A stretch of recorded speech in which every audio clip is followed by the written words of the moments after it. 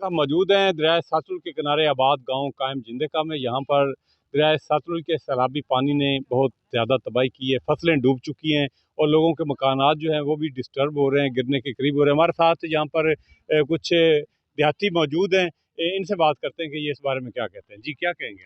जी, हमारा ये मौज़ा तकरीबन 3000 एकड़ का है और इसमें 1 एकड़ भी ऐसा नहीं जो बच गया हो।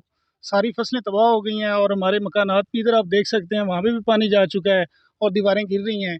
तो हमारी वज़ीर आला पंजाब से और गवर्नमेंट ऑफ पाकिस्तान से ये गुज़ारिश है कि हमारे इलाके में जितना भी नुकसान हुआ है, उसका इज़ाला किया जाए और जो गरीब व गुरबा यहाँ पे डूब चुके हैं, उनकी माली इमदाद भी की जाए और जो उनके नुकसानात हुए हैं मकानात के, उनका भी एस्टीमेट लगा के उनके साथ कुछ कंपनसेशन की जाए। जी नाज़रीन, आपने सुना कि इन लोगों का मुतालबा है कि हमारी फसलें तबाह हो गई हैं, हमारे मकानात गिर रहे हैं, सैलाब की तबाहकारियाँ जो हैं वो अभी तक जारी हैं। तो इन्होंने सीएम पंजाब से मुतालबा किया है, डिप्टी कमिश्नर उकाड़ा से मुतालबा किया है कि इनके तखमीने जो हैं वो लगाए जाएँ और इनको कंपनसेट किया जाए। जी।